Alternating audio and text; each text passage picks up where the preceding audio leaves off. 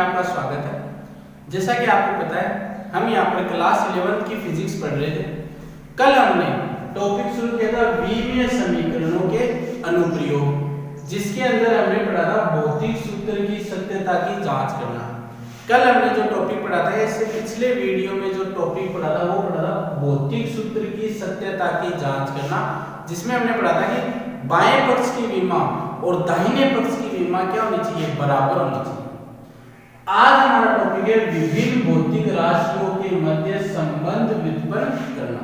जो अलग अलग भौतिक राशियां हैं उसके बीच में क्या करना है, हमें संबंध व्युत्पन्न करना है।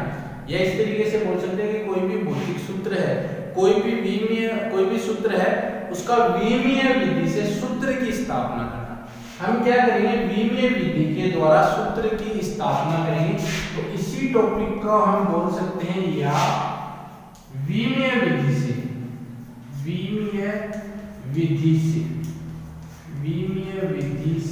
सूत्र की स्थापना करना। तो शुरू करते हैं एक उदाहरण के साथ।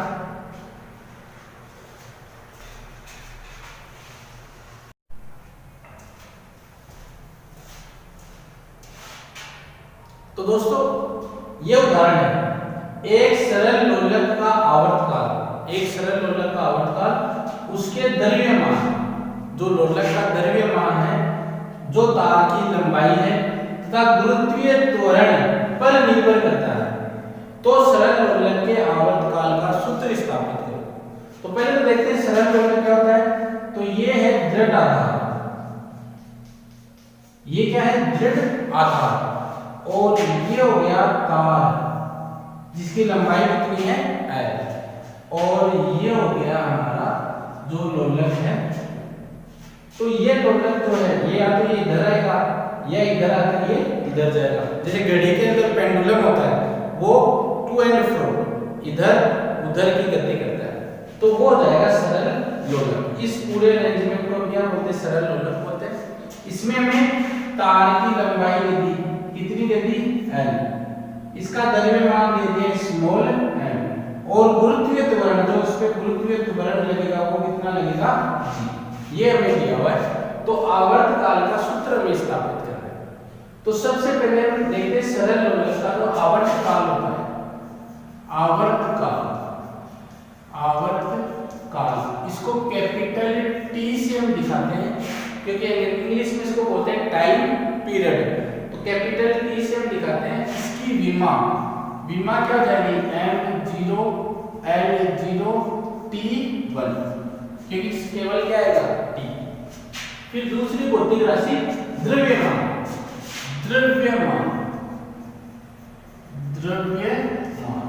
तो द्रव्यमान को हम स्मॉल m से दिखाते हैं, और इसकी विमा हो जाएगी m1 L0 T0। फिर है तार की लंबाई,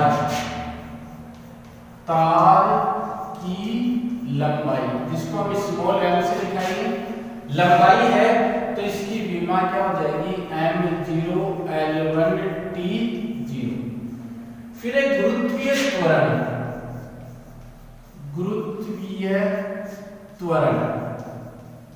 तो गुरुत्वीय त्वरण को g से दिखाते हैं। त्वरण होता है मीटर प्रति सेकंड स्क्वायर। तो मीटर प्रति सेकंड स्क्वायर का तो m0 L1 T-2। तो देखिए हम जो आगे बढ़ने वाले हैं वो इन विमाओं की सहायता से आगे बढ़ने वाले हैं। इसका मतलब अगर हमें विमाएं नहीं आ रही है तो सबसे पहले हमारा क्या काम है, विमाओं को सीखना। तो वीडियो ऑलरेडी अपलोड किया हुआ है, ऑलरेडी आप देख सकते हैं, डिस्क्रिप्शन में भी उसका लिंक मिल जाएगा। सबसे पहले अगर आपको विमाएं नहीं लिखनी आती है, विमाएं नहीं निकालनी आती, तो वो जरूर सीखिए। तो अब आगे बढ़ते हैं। आवर्तकाल जो है, वो किस पर निर्भर कर रहा है, एक तो द्रव्यमान पर निर्भर कर रहा है, एक तार की लंबाई पर निर्भर कर रहा है, एक गुरुत्वीय त्वरण g पर निर्भर कर रहा है। तो इसकी घात ले लेते हैं a, इसकी घात ले लेते हैं b, और इसकी घात ले लेते हैं c, क्योंकि हमें पता नहीं है कि कितनी घात आएगी, प्लस में आएगी या माइनस में आएगी। तो हमने a b c क्या ले लिया, हमने घात विमीय विमाओं की परिभाषा क्या होती है? भौतिक राशि पर जो घात लगती है उनको हम विमाएं कहते हैं। अब इस समानुपाती के साइन को हटाएंगे तो यहाँ पर एक इक्वल आ जाएगा और यहाँ पर आ जाएगा एक नियतांक m की घात a, l की घात b और g की घात c। विमाएं लिख लेते हैं यहाँ पे। तो आवर्तकाल की विमा, आवर्तकाल की विमा है m0 l0 t1। k का k रहने देते हैं। m द्रव्यमान की विमा है m1 l0 t0 घात a। लंबाई की विमा है m0 l1 t0 घात b। गुरुत्वीय त्वरण की विमा है m0 l1 t-2 की घात c। यहां पर फिजिक्स का काम खत्म हो गया। अब गणित, गणित भी कौन सी 8वीं 9वीं क्लास 8th और 9th क्लास की गणित चली है। तो शुरू करते हैं। तो सबसे पहले तो अगर घात के ऊपर घात होती है तो वो क्या होती है? गुणा में होती है। किसी की भी घात 0 है उसका मान कितना होता है? 1 होता है। किसी की घात 0 है उसका मान कितना होता है? 1। तो यहाँ पर 1 हो जाएगा, यहाँ पर 1 हो जाएगा। 1 गुना 1 क्या आएगा? 1। और m की घात 1 को 1 से गुना करेंगे तो क्या आएगा? m ही आएगा। तो यहाँ पर हो जाएगा m और ये घात लगा दी 1। ऐसे ही ये भी हट जाएगा, ये भी हट जाएगा। यहाँ पर क्या जाएगा? l1 की घात b। ये भी आ जाएगा l1 t-2 की घात c, t-2 की घात c। अब ये क्या हो जाएगा? इन तीनों को इकट्ठा लिखेंगे तो m की घात a, क्योंकि जब घात के ऊपर घात होती है तो क्या होती है? गुणा होती है। l1 की घात b और एक और l1 है यहाँ पर। और ये पहले इसको सरल कर लेते हैं। l1 की घात 1 और उसके ऊपर भी घात कितनी लिखनी है? c। तो ये l की घात c और ये हो जाएगा t की घात -2c। घात के ऊपर घात होती है तो गुणा होती है। ऐसा आप लोगों ने किया होगा। x की घात n, y की घात n और ऊपर z लगी होगी तो पहले इससे गुणा हो जाएगा तो x n z और y n z। ये आप लोगों ने 8th या 9th क्लास में किया होगा। तो ये आना चाहिए। मैं कहने का तात्पर्य क्या है? जो बेसिक चीजें हैं वो हमें आनी चाहिए। नहीं भी आएगी तो हम एक बार कर लेंगे, प्रैक्टिस आपको करनी पड़ेगी। ये चीजें आनी ही चाहिए। अब देखिए, अब हम इकट्ठा कर सकते हैं तो a की ब्रैकेट में लिख लेते हैं। तो m की घात a, आधार समान होती है तो घातें जुड़ती हैं तो l b प्लस c और ये हो गया t-2c। और इधर चल ही रहा है m0 l0 t की घात 1। दोनों तरफ घातों की तुलना करने पर, घातों की तुलना करेंगे तो m की घात 0 है और m की घात a है। तो घातों की तुलना करने पर, घातों की तुलना करने पर a बराबर कितना आ जाएगा? 0। a बराबर कितना हो गया? 0। l की घात 0 और l की घात b प्लस c तो इधर हो गया b प्लस c बराबर 0 यानी b बराबर -c। t की घात -2c तो -2c और इधर t की घात 1 तो c बराबर हो गया -1/2। a बराबर कितना गया? 0। b बराबर कितना गया? -c। c बराबर कितना गया? -1/2। तो c का मान -1/2 यहाँ पर रखेंगे तो कितना मान आ जाएगा? मान कितना आ जाएगा? b बराबर माइनस c की जगह कितना रखेंगे? -1/2 तो ये जाएगा माइनस माइनस प्लस तो b बराबर हो जाएगा 1/2। ये b बराबर आ गया, ये c बराबर आ गया और ये आ गया a बराबर। तो ये मिटा देते हैं अपन।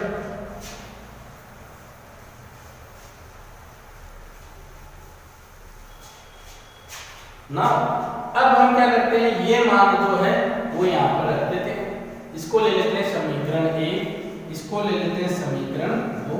समीकरण 2 से a, b व c का मान समीकरण 1 में रखने पर तो t बराबर क्या आ जाएगा? k m की घात a कितना है a बराबर 0, तो ये आ गया 0। l b l पे घात कितनी है b और b बराबर कितना है 1/2, तो ये आ गया 1/2। g की घात कितनी है c कितना है -1/2, तो c की जगह आ गया -1/2। कुछ नहीं किया है, a बराबर कितना आया था 0, तो n की जगह 0 रख दिया। l की घात b बराबर कितना है 1/2, तो b की जगह 1/2 रख दिया। g की घात c बराबर -1/2 है, तो g की जगह c की जगह -1/2 रख दिया। अब ऐसा हमने पढ़ा हुआ है a की घात m बट्टा a की घात n होती है, तो a की घात m यहाँ पे b ले लेते हैं, ये ऊपर जाकर घात किसकी हो जाती है माइनस, जो बटा में होती है डिनोमिनेटर में होती है, हर में जो होती है वो अंश में आएगी तो वो माइनस की हो जाएगी, और अंश में माइनस में तो वो बटा में जाके किसकी हो जाएगी प्लस की।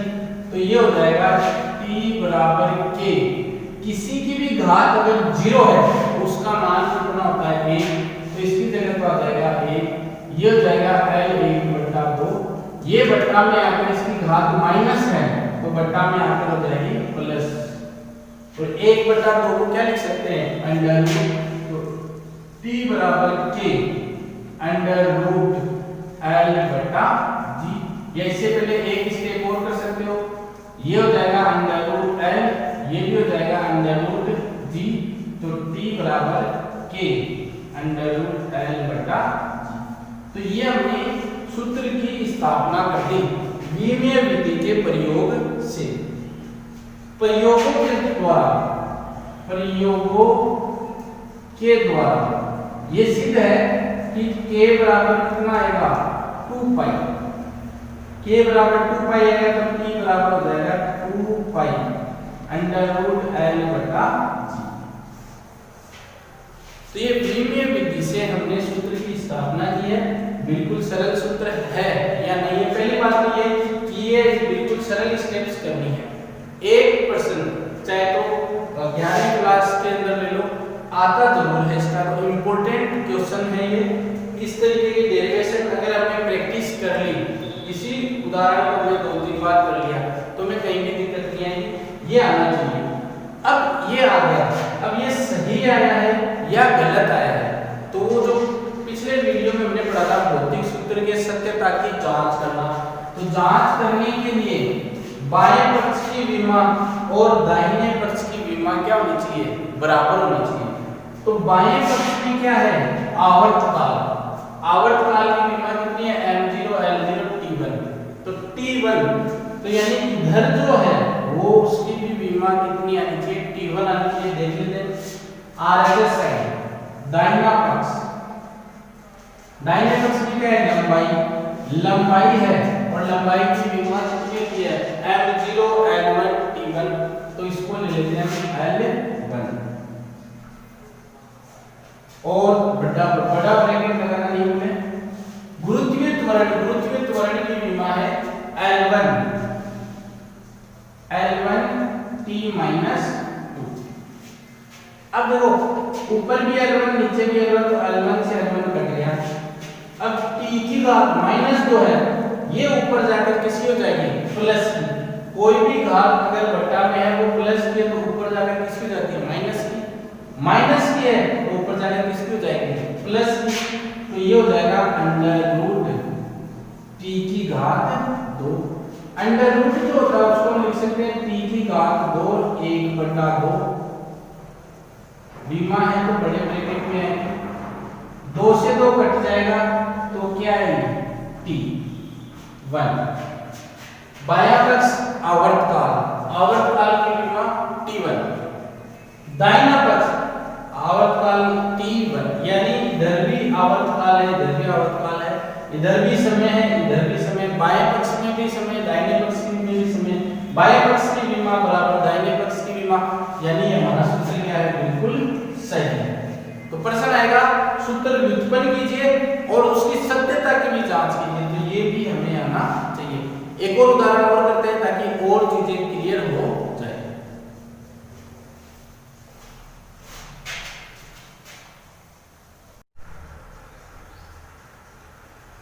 अगला उदाहरण है हमारा, सरल आवर्त गति करते किसी पिंड की ऊर्जा।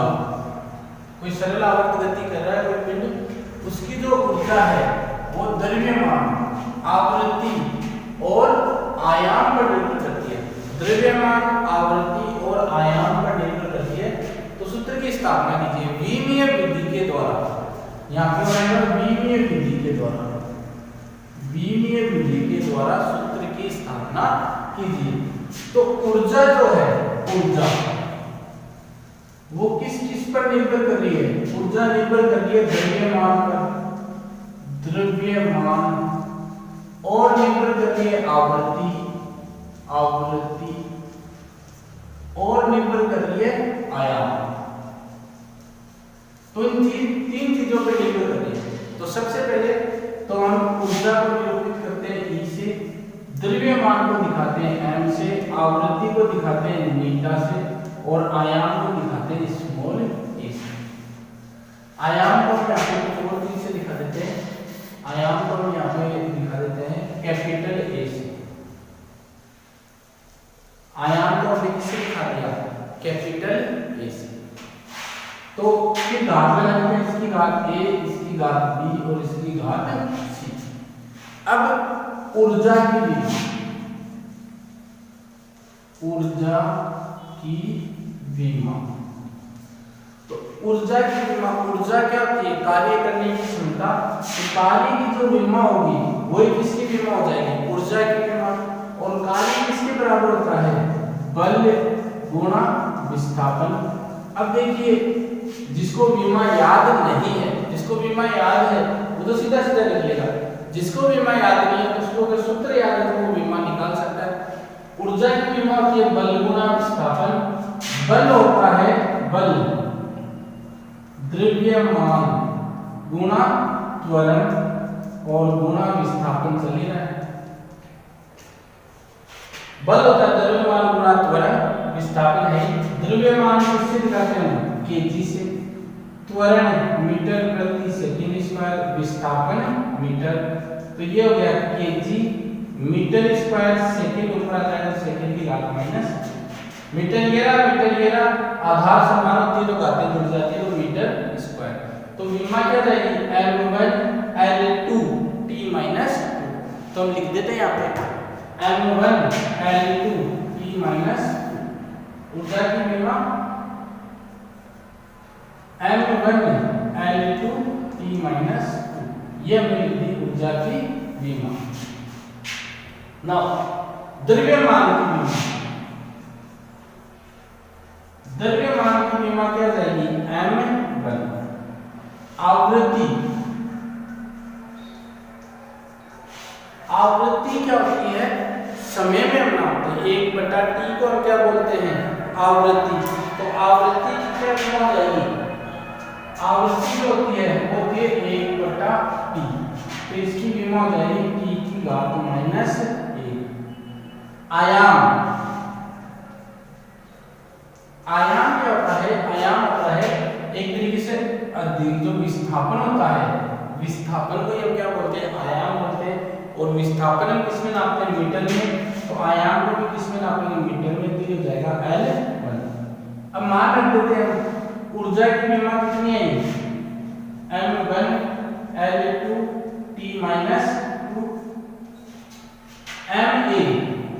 m मास द्रव्यमान m1 की घात a, t की घात माइनस b, और l आयाम आएगा l1 की घात c। तो ये हो जाएगा m1 l2 t माइनस 2। द्रव्यमान था पहले तो द्रव्यमान आ गया, घात कितनी आ गई? 1। आवृत्ति थी t माइनस 1, घात कितनी आ गई? b। आयाम हम लेंगे l1 और घात कितनी है? c। अब एक साथ कर देते हैं, घात की अगर घात होती तो गुणा हो जाएगी तो m की घात 1, t की घात माइनस b और l1 की घात c।